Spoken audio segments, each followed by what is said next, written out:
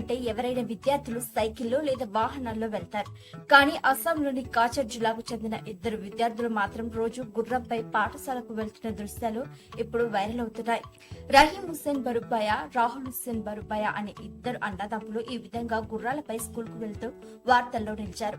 పాఠశాలకు వెళ్లడానికి ప్రతిరోజు దాదాపు 2 కిలోమీటర్లు గుర్రాలపై స్వారీ చేస్తున్నారు. అస్సాం న్యూస్ 18 ప్రతినిధి అఖీదా సిచ్చార్ ఈ ఆసక్తికరమైన స్టోరీని సేకరించారు.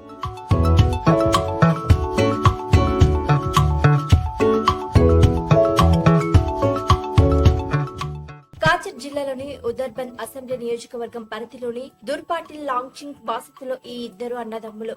వాళ్ళిద్దరూ లార్చింగ్ పార్లోని ఉన్న చంద్రమణి, ఇంద్రమణి ఎంఈ స్కూల్లో చదువుతున్నారు. రాహుల్ హుస్సేన్ 7వ తరగతి చదువుతుండగా అతని అన్న రహీం 8వ తరగతి చదువుతున్నాడు. అయితే వీరిద్దరూ ఇలా ప్రతిరోజు రాకీ సుల్తాన్ అనే గుర్రాలపై స్కూల్ కు వెళ్తుంటారు. గుర్రాలపై స్కూల్ కి వెళ్తున్నారంటే వీళ్ళు ధనవంతులు అయి ఉంటారు లేదా శ్రీమంతులని అనుకుంటే మీరు పొరపాటు పడ్డట్లే. వీళ్ళు చాలా పేద కుటుంబంలో జన్మించడం వల్ల స్కూల్ కు వెళ్లడానికి సైకిల్ కూడా లేని కారణంగానే అన్నదమ్ములిద్దరూ పాఠశాలకు వెళ్లడానికి ఈ విధమైన ప్రత్యేకమైన మార్గాన్ని ఎంచుకున్నారు.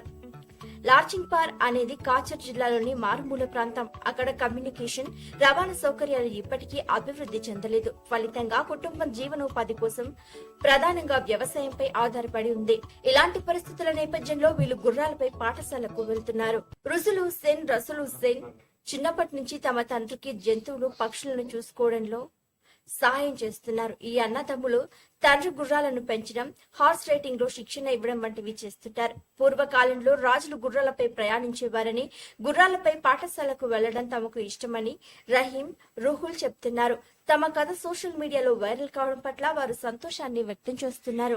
రహీం, రుహుల్ చాలా పేద కుటుంబం నుంచి వచ్చినప్పటికీ వారు చదువులో చాలా తెలివైన వారని అన్నదమ్ములు చదువుతున్న స్కూల్ ఉపాధ్యాయుడు భీమన్ మలకర్ తెలిపారు. వారి కుటుంబ ఆర్థిక ఇబ్బందులు, సైకిల్ లేకపోవడం వల్ల వారు ప్రతిరోజు పాఠశాలకు గుర్రాలపై వెళ్లాల్సి వస్తుందన్నారు.